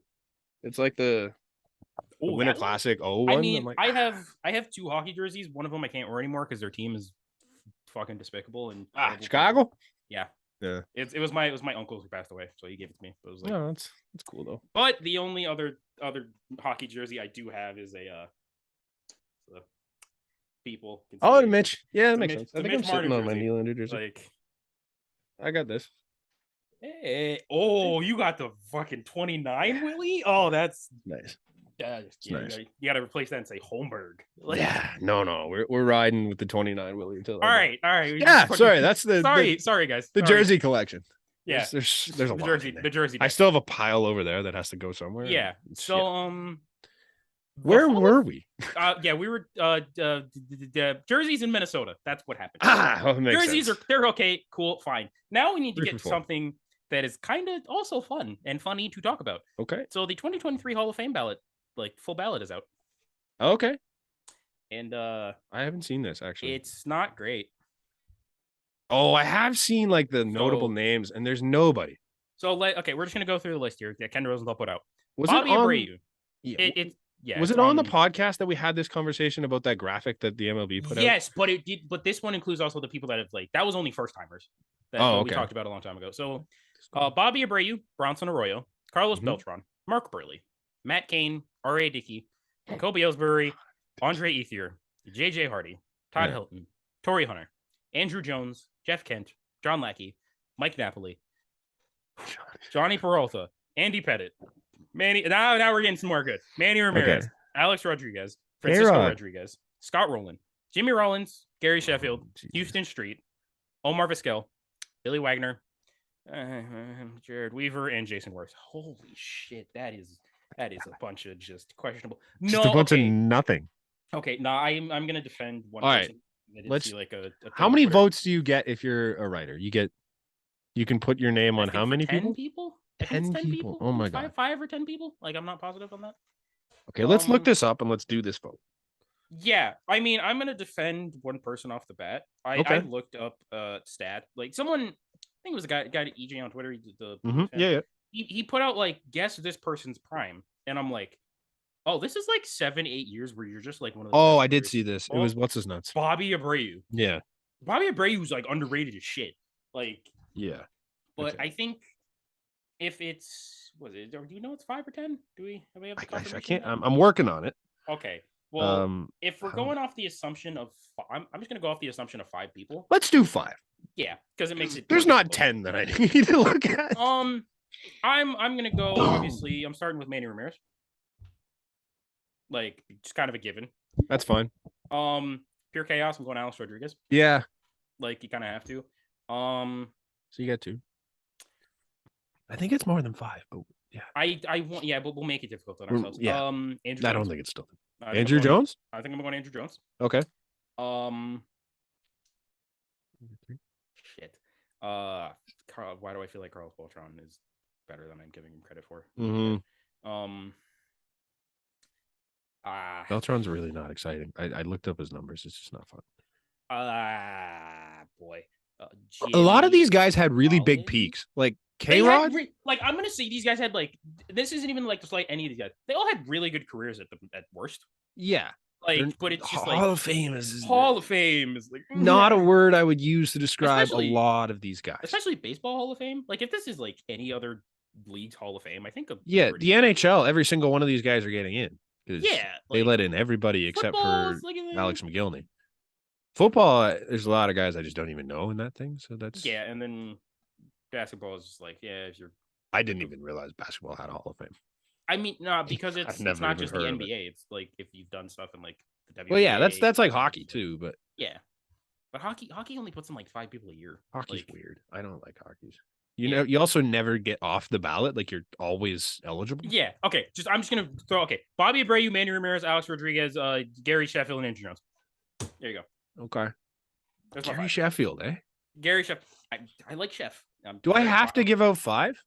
But you don't have to if you don't. Okay, I think A-Rod for sure. Like, I think he should be in by now. This is ridiculous. Yeah, because it's even. I understand what he did, but yeah, he's a Hall of Famer. I really like K-Rod's peak, but he's not good enough to be a Hall of Famer.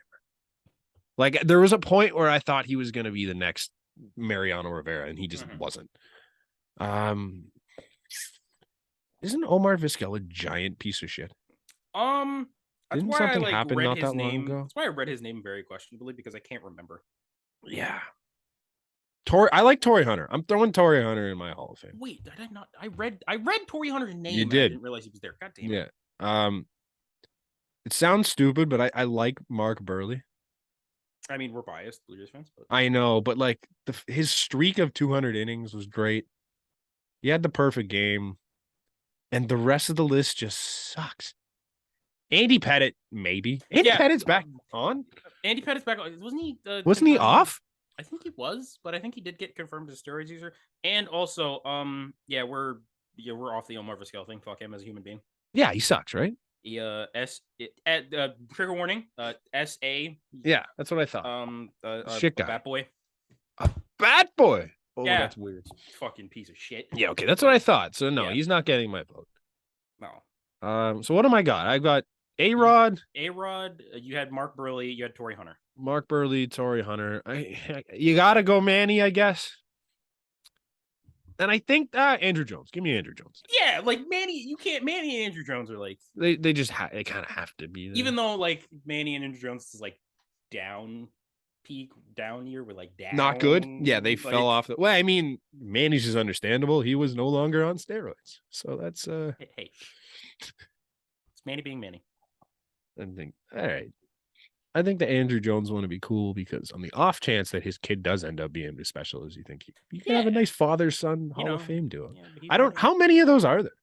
I believe there's the Griffeys. Griffey Senior's in? I would be shocked if Ken Griffey Senior's not a Hall of Famer. Hold up. I might be talking about I don't know if he was my expertise on the Griffey family is not high enough to say that Senior was like elite. I know Senior was good. Yeah, he got in. No, that's Ken Griffey Jr. Okay. See? Wait. I don't think Senior's in. See, baseball's not easy to get in. Like, you have to be elite. I think Ken Griffey Sr.'s in. Look it up. I'm looking it up right now. Keep looking it up. Ken Griffey Sr. George Kennedy. Hall of Fame.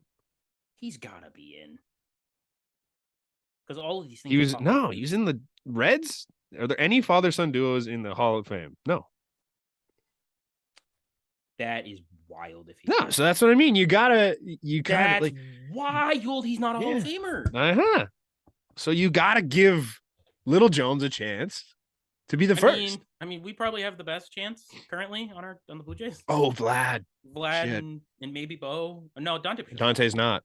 And I mean, we had a chance, but Cavan's too old now. Cav just sucks. Cav is not good enough to be a Hall of Famer. I love Cav. He's just not gonna be a Hall of Famer. No. But Craig is. Yeah. Wow. What's Andrew's kid's name? Just Drew. I think Drew. It's Drew. I think it's just DRW. DRW. Words, Connor. DRUW. I think it's DRUW. UW, right? Because it wasn't Andrew ANDRUW? Yeah, he's DRUW. So he's just named after his dad. Yeah. And he got I forgot he got drafted to the Diamondbacks. Yeah, that's what I mean. He's got a chance. Yeah, he went 2, right? Behind Holiday's kid? Because Matt Holiday's kid went first to the Orioles. Jackson Holiday, yeah. Jackson Holiday. I know his. I don't know. Yeah. Matt's never going to be a Hall of Famer. So he doesn't never have a chance. there. Yeah, so that's cool. Some other things that did happen. Before we move on, though, that's a bad Hall of Fame ballot. That's not great, man. We haven't been this bad in my life. Like, but that other Hall of Fame ballot, I can't remember the name of it, but the one where like the guys that didn't get voted in get put back on another ballot. Yeah, that's an interesting one too. And that's where we might get people finally shutting up about Barry. Yeah. Like, but you only get one from that list, right? Just please, baseball writers, for once in your lives, get your head out of do your it ass right. And just put do Barry something Bonds in right. the Hall of Fame, man. Like, is that the same? It's this year as well. Like that's also a part of this ballot. I want to say it is. Like, so I fucking hope one. If not him, then at least Clemens. Like one of them deserves to be in there. Yeah. One no, because the perception about them is one is an asshole as like a person. The other is just an asshole because he doesn't like the media. They're both kind of assholes. No, but Barry's an asshole because he doesn't like the media. Yeah. Like Barry doesn't like the media, and just like kind of rightfully so at this point. Like they don't like him. I don't know. It's weird. I guess we can get into a little bit of some funny things that happened. Okay. Abroad. So, well, technically abroad. Some 2 pieces of World Baseball Classic news. There's first off, Yoenis Cespedes is back playing for Cuba this year. Really? That kind of just got thrown in under the carpet. Really? But it is confirmed that Yoan Moncada and Luis Robert are committed to play for Cuba in the World Baseball Classic this year, which is the first time in history that the Cuban national team will include current MLB players. Really? Yep. I mean, it's political stuff. Like, yeah, a lot of those people defect. They have to go back and stuff. Yeah, a lot of the players defect. So it's just like, huh? Yeah, that's. How are they doing that? That's a great question. But are they like? I think I'm going to talk out the side of my mouth here, but I'm pretty sure Yoan, like the way Yoan left Cuba was not as like it was legal, contentious as like the other people. Like in are they technically American citizen? Is that? Yes, it's as good as mine at this point. I just saw the headline and I was like, oh, this is kind of cool. Yeah, because Lubov is not technically an American? Maybe he might just have a working visa. We probably should have looked this up. Yeah, I'm sorry, guys. But all right, then this next piece is a lot easier just to talk about. Yeah. So, multiple sources have confirmed that Stephen Kwan and Lars Nootbaar have been invited to join Team Japan for the World Baseball Classic. This would be Lars Nootbaar is Japanese. I mean, you could kind of. I don't know. You could say he got a little bit of Japanese in him, but I feel like I've just never seen Lars Nootbaar. No, and this would be the first time that a player born outside of Japan would play for Japan. Huh. Both of them were born outside of Japan? Yeah. Wow. Like, you got Lars Nootbaar, Stephen Kwan, and Shohei Ohtani on Team Japan this year. Like, Shohei would be fun. Shohei's going to play? Is he confirmed? Yeah, he's confirmed. He confirmed like a couple days ago. So okay. Which Japan, like World Baseball Classic, should be good. There's a lot of World Baseball Classic news that pops up that I just completely miss. Yeah, I mean, because it's kind of just like it's a way quieter tournament than it should be. Like it's cool, but it's in such a bad time. I think. because it starts a month before the actual baseball season. Then like spring training kind of Yeah. sucks. You don't get the peak of anybody. And the thing is, like, you want your players there, but you don't want your players there. It's like, hey, if you're gonna get hurt in a spring training game with us, don't get hurt playing the Dominican Republic. So one of Nupbar's parents is definitely Japanese because his full name is Lars Taylor Tatsuji Nupbar. Okay, all right, yeah, you got it, Lars. Interesting. Huh. Cool. Learn something new every day. Yeah, kind of cool. What ethnicity? His dad is Dutch, English, and German. Met his mother, who is Japanese, while they were students at Cal Poly. Okay. Interesting. Right. Okay, cool. And I guess this is I titled this as WTF Why Fight? Mm-hmm. So in a Venezuelan, I believe it was a Venezuelan Winter League game. Is this what I think it is? Yes, it is what you think it is. A Venezuelan Winter League game. I don't know the guy that hit the home run, but the guy hit the home run. Did a little bit of a stylized. It was fucking what's his nuts. He used to play in the majors. No, this is what I think it is. No. I'm not talking about the dude who punched him, the guy who hit the home run. Oh, no. Wasn't it Cabrera that hit the home run? No! Because I thought it was the pitcher that popped him. We're getting to it. No. So a guy hit a home run, stylized it a little bit, looked at the dugout of people, and former Major League Baseball player Asdrubal Cabrera decides to, as the dude's running the bases, Mike Tyson. Like, okay, so I totally thought this was Cabrera that hit the home run, which I shouldn't have known because he's a lefty. Cabrera that threw the punch. I thought it was the pitcher that threw the punch. No. This was a shot too. I might add. Like he walked over and was like, "I'm gonna do some shit." Cabrera, he committed to that, like full wind. He didn't even hit with the forearm. Yeah, it was a forearm shiver. Like, oh my god, go to sleep. That's it. Also, shout out El Tortuga, Williams Astudillo in the background. Oh, there he is. I didn't even notice. But yeah, Asdrubal Cabrera, why? I don't get it. Like, there's got to be some beef there from before because you don't just do that, especially in Venezuela. Like that's not an uncommon thing in Venezuela. It's a Venezuelan Winter League game. They pimp everything. Right, man, that changes so much. I thought it was Cabrera that got popped. No, it's Cabrera that popped. Cabrera got fat. Yeah, man. Like, wow. I might clip this and just put the video in the clip just so people can watch along with us because it's ridiculous how like I'm just watching it over and over, but it's wild. Pops him, man. Like it's like full really like drops the glove and like swings full wind up. Yeah, he runs halfway. Like he runs halfway across the infield and just gosh, like that's why I thought it was the pitcher because I'm like he comes from over there. Yeah, That's wild. Yeah. Look at that. Bye. Yeah. So I guess we could enter the we have many parts of the show right now. This is like part 3 of the show. Yeah, I think we can just rip through this. And now part 4. A lot of shit happened. Rumors and trades and free agents. So a lot of, as we said, the non-tender deadline happened. A lot of non-tenders. Alex Reyes, former reliever, I take a risk. Yeah, there's a couple guys. Alex Reyes, former take the risk for the Rays. Dom Smith. Didn't the Jays have interest in Dom Smith at some point? Yeah, but it was more so just like he's not a big piece, but like I think the Red Sox had interest in him at the trade deadline. Was it? Yeah. Luke Voit and Eric Fetty, Nationals. Fetty Wap. Thank God Luke Voit doesn't have to stay in Washington long.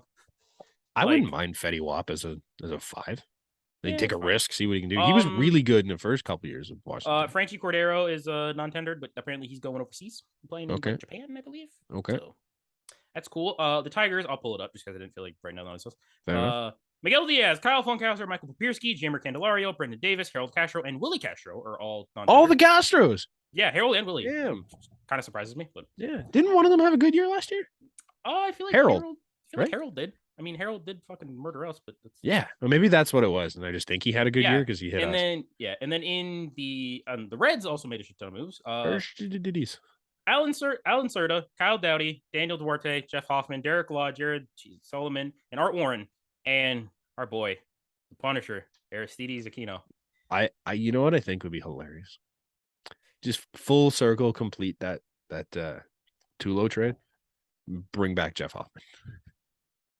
Wait, that's Jeff Hoffman from the Tulo trade? Oh my god! Yeah, I'm so here for that. Makes no sense, but I'm so here for it. The Marlins non-tender Brian Anderson. a guy that was in Blue Jays trade rumors last year. So could be interesting. A bunch of minor league deal guys I think would just be fun to take a chance on. And then in the one that confused me the most, Jorge Alfaro got non-tendered by the Padres. Yeah. Mr. Let's fucking go San Diego. He had 5 walk-offs this year just casually and no one talked about it. So yeah, a lot of these non-tenders are they were weird. Strange. Aquino one makes a little because the Aquino one's weird. Aquino's got an arm, but Aquino, he was all over the place. Could not hit a break. No consistency. Jeff Hoffman, I thought was okay for them this year. He had a good start. But then there was the Tigers with Willie Castro, Harold Castro, and Chamber Candelario, and I'm just Luke Voigt. I thank God. I think that's just more of a respect move to him. It's hey, dude, we know you didn't. We're sorry. We're sorry. Just go find some happiness. Go be somewhere that we can win. Jorge Alfaro, Brian Anderson. Even Alex Reyes is a weird one. I know Alex Reyes didn't have a good year last year, but you just give up on him? You just give up on him? He's not that old, is he? No, he's young, man. He's under 30. That's an arm I take a chance at. Maybe you can figure Alex it out. Reyes is 28. Yeah. He's had some decent stretches too. I think he had the most consecutive saves in MLB history to start a career. That's I'm throwing offers at that one. Minor league offer be hey, I'm throwing something at him. I'm throwing something at if you're the Blue, I'm throwing something at maybe even Brian Anderson on the low end. Eric Fetty on the low end, minor league. We don't have a lot of success with bringing guys from Washington. Tanner Roark comes to mind. Drew Storen comes to mind. No, but we don't have a lot of success. We have we have success in sending Washington some guys. Daniel Hudson. Alex Reyes was an all-star last year.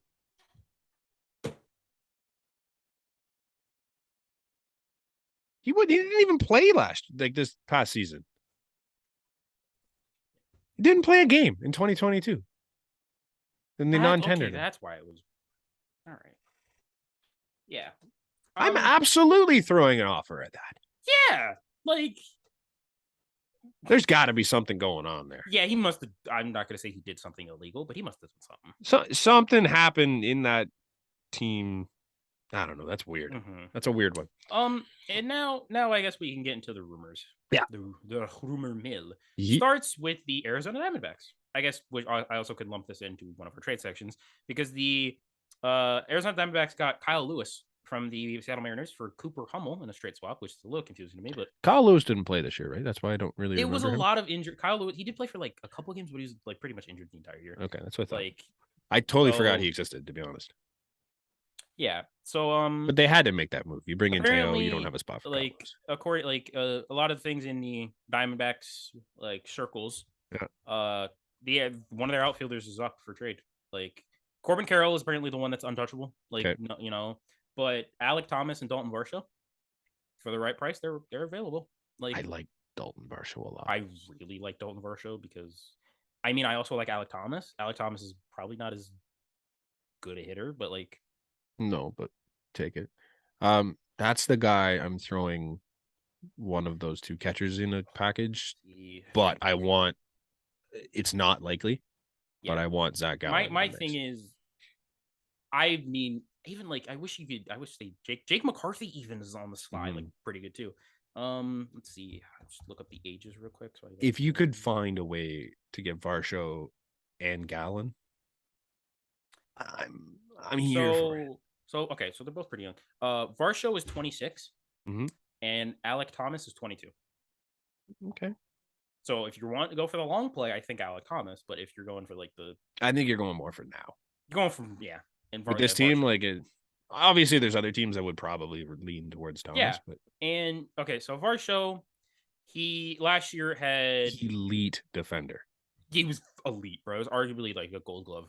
But he batted he had 531 at bats. Mm-hmm. Good sample. He batted 235. Yeah. 27 home runs. Yeah. 74 RBI. Yeah. Had a 302 on base and a 443 slugging percentage for a 745 OPS. So, he had a 116 was it WRC plus. Well, his OPS plus, I know his OPS plus was 109. So yeah. Pretty good, man. Was it his first full year in the bigs? Second. I mean, I guess we could say full because it was Yeah. 2020 he played 37, and 2021 he played 95. Okay. This year he So played. I think this is his first full year. He played 151 this year. So yeah, in his first full year, 235 with nearly 30 bombs. Yeah, and really good defense. Like he's top 3 among outfielders in like outs above average and defensive run save, and then he's like top 5 in the UZR. It's like the guy's an elite defender. Like that is your Cody Bellinger. If Cody Bellinger doesn't work. But it's going to cost you a little more than what Cody Bellinger would have been, because you're now giving up assets, which is why if I'm doing that trade, I'm looking at Zach Gallen for fun. You're looking at Zach Gallen. You're looking at maybe a Merrill Kelly. Yeah, even Merrill Kelly being like your 4 guy, I think is okay. Yeah. There's also history with Arizona with us. Like we just did the Robbie Ray trade. Oh, that's right. For Jeremy. It was Bergen. It was Bergen. Then Bergen came back. Bergen came back, which is one of the biggest fleeces of all time. Yeah, crazy. That happened. Maybe they just don't like us anymore. But yeah. But yeah, no, I can see it. I guess we can. I'll bring up Alek Thomas's stats real quick. He's probably not as great. He's not as good as Dalton Varsho's the guy. Dalton Varsho is the guy. Alek Thomas played 113 games. 231, 8 home runs, 39 RBI, OPS plus of 76. Like he's 22 though. He's 22. A lot of time. Yeah, a lot of time for him. Did you say McCarthy's available? I mean, he's one of the 5 outfielders they have now. And they have 4 lefties. It's Carroll, Varsho, McCarthy, and Thomas. And McCarthy, I would make the argument that he's, other than Carroll, he's probably one of the better of the 4. That's what I was thinking. Like, Jake McCarthy is 25, so that's like already younger than Varsho. Let's see, he played in 99 games last year. So batted 238, had 8 home runs, 43 RBI, stole 23 bases, on base of 342, and a slugging of 427, 670 on OPS. That's not bad. Your first year, 118 OPS plus for your first year on the Diamondbacks. I might add too. Yeah. Like, I don't know. There could be something there. I don't know if they need it, but there could be something there. No. I think Varsho's the piece you want. I think the price tag's way too high. But I think if you can make that move, you make that move. Yeah.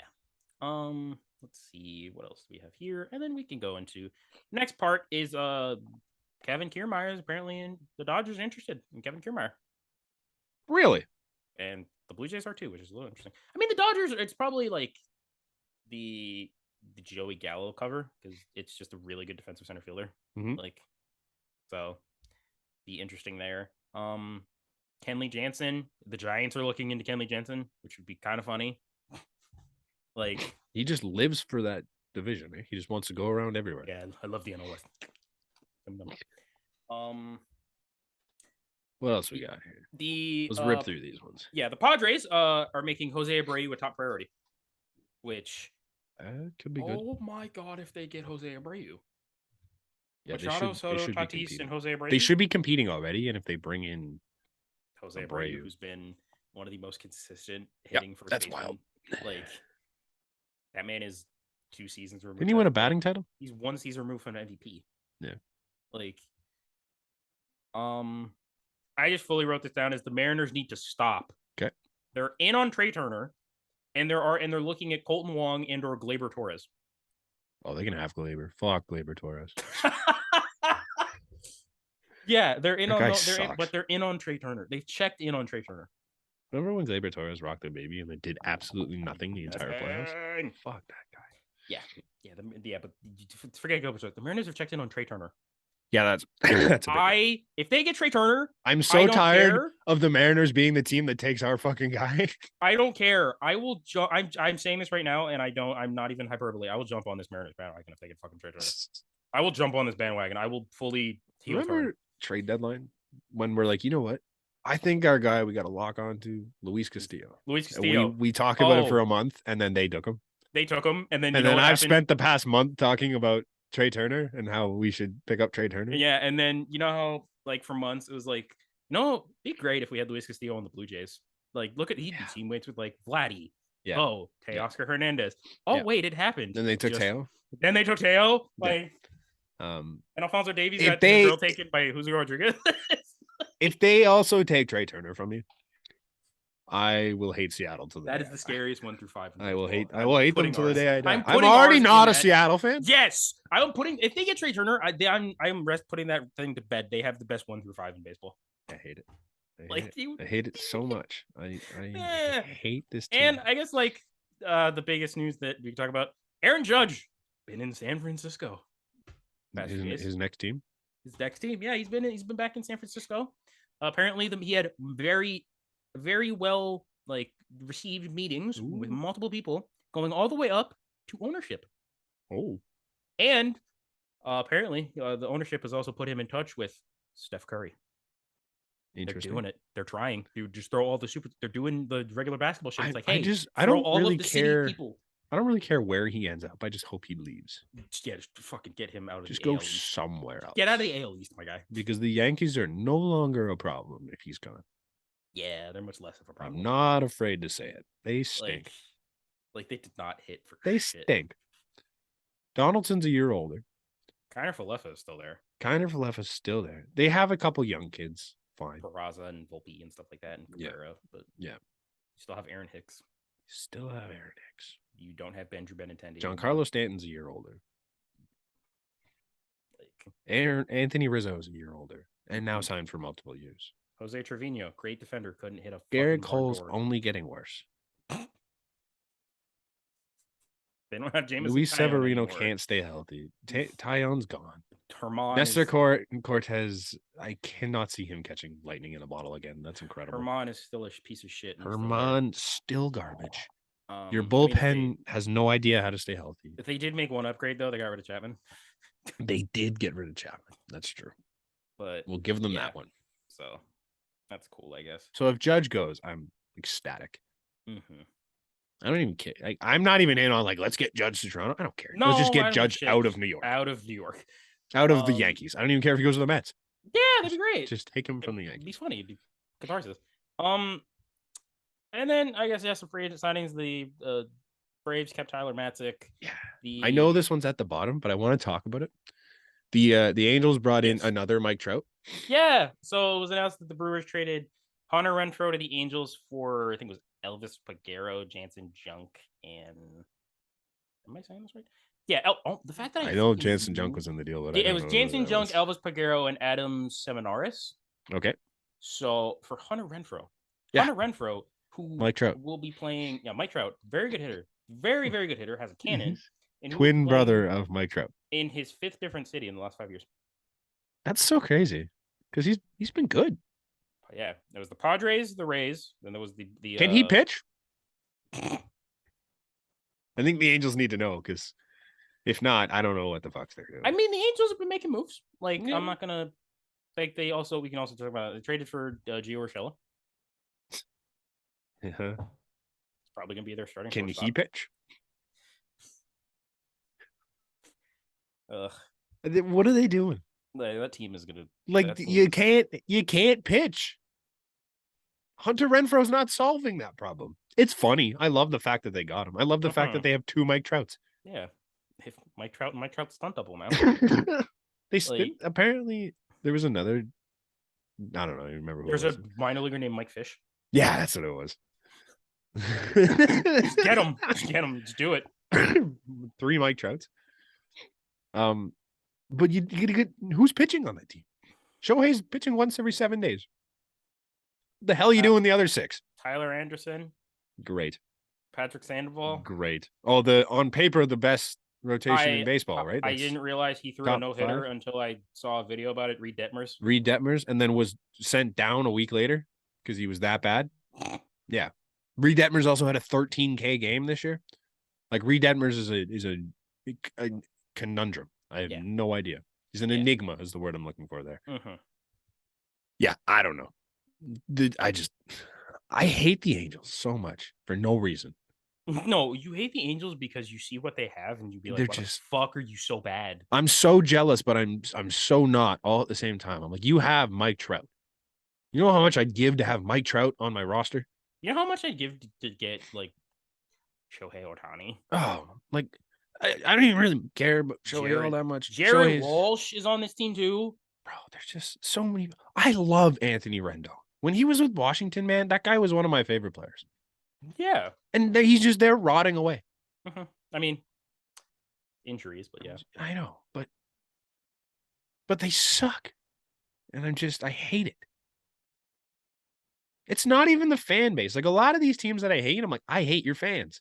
I hate Yankees fans. I'm not a huge fan of Seattle's fans. But the Angels fans, I've never had an issue with.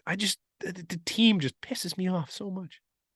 I think it's like the fourth time I've brought this up. Mm-hmm. Brutal. Like, and they have, like, they're on paper, their lineup is fucking really good. It should be. Like, in theory. The outfield is Adele, Trout, Renfroe. Then Adele just can't figure it out either. Adele can't figure it out. But, like, you have Rendon, Urshela, Luis Rengifo, who had a sneaky, really good year. Yep. Jared Walsh and Max Stassi, and Ohtani is your DH. That's a fucking good lineup. Yep. But they suck. Yeah, but they suck somehow. They suck. Like, so annoying. I don't know how Angels fans do it. And Taylor Ward. And Taylor Ward. Who's probably going to be playing over Joe Adele, actually, more I'm thinking about it. Yeah, I don't get it, man. It's crazy. Oh, God, my chair just fucking dropped. We miss anything on this list? I kind of went way out of order and fucked the whole thing, but... No, you're fine. It's because there's, I mean, Boston made a thing. They signed Joely Rodriguez as my fucking... God damn it, my chair. My chair just decided to drop on me, so it's great. Kyle Farmer's on the Twins. That's cool. Let me check Twitter and see if any breaking news happened. Be a met of Cody Bellinger. I don't know. Unrelated to baseball. We might as well bring it up though. It'd be kind of remiss if we didn't bring up Borje Salming. Yes, R.I.P. He passed away today after a short battle with ALS. That happened so fast. Yeah, man. Like, I know it's a brutal disease. There's no cure and it's horrible, but like it seemed like his just hit and boom. It was within, like, it was at least, it was like 6 months. It wasn't very long. Yeah, it didn't feel long, man. And especially like you saw him from when it was announced to when we first saw him when he did that Hall of Fame game, and then the next night they did the night for him. Like that was, I think, 12 days ago. The night for him. Yeah, like, the deterioration from when it was first announced to what we saw at that Hall of Fame game was jarring. Like, this is a guy that was in, like, I don't want to say the peak condition of his life because he was old. He was 71 when he passed away. But like every time you saw him doing stuff with the Leafs, like he looked like he could still play. And this is at the time, it was like a 65 to 68-year-old man that they showed on the TV every time. And like he was in better shape than I've ever been. And then all of a sudden you hear about it, and then within 6 months, he's just like, he couldn't even hold himself up. And I'm like, that was just, it's awful what that disease can do to people, and what it did to Borje Salming is just heartbreaking, and it sucks. Yeah, it's really not a good way to put that. I got nothing. Yeah, that was a terrible way to end. But all right, we're gonna end this on a bit of a positive note. Okay. I know we're probably never gonna get any fans from this fan base. Hi, Devils fans, how you doing? Hi, Devils fans.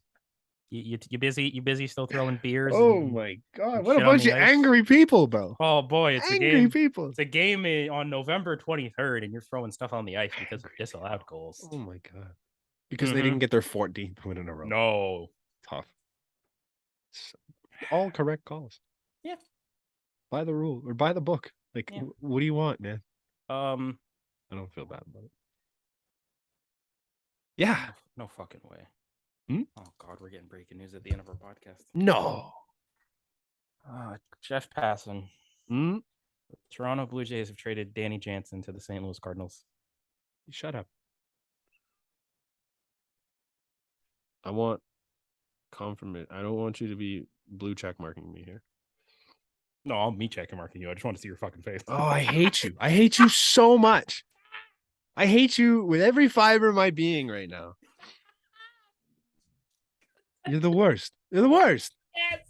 You're the worst. Yes. That trade didn't even make sense. I don't like it. Jano to the Cardinals? That makes perfect sense. Who are we getting? Lars? Newport. Yuck. Then you signed pitching. Like, fucking. I don't like it. That's my point. You're trading Jano for another bat. It wouldn't make sense. It just doesn't make sense. Trade Kirk or Moreno. Get me a damn pitcher. We'll see you next week. Yeah. As always. Yeah. Peace out, guys. Don't forget betstamp.app. Promo code ASports. It's EA Sports. If you made it this far, I need you to just bombard Connor's mentions because that was cruel. Yeah, my and unnecessary. Twitter TFD_Connor. Mm-hmm. Find me there. My Instagram is that as well. Mm-hmm. My TikTok is a mess. Angry. It was not nice. I did not appreciate that one. Just send me fake passing tweets, and then I think I have tears somewhere welling up in here. I think you can find them if you look deep enough. That was awful. It was awful. I didn't like that. We'll catch you guys next week. Yep. Hopefully we have some moves to it. Yeah, seriously. Hopefully it's not Danny Jansen. Yeah, if there's nothing of note next week, we'll do like a fun thing. We have some shit. We'll do a fun thing, maybe. We have some stuff. Yeah. We'll catch you guys next week. Cheers. Brand hasn't killed me. Yeah. Might be a one-man podcast. Yeah. Cheers.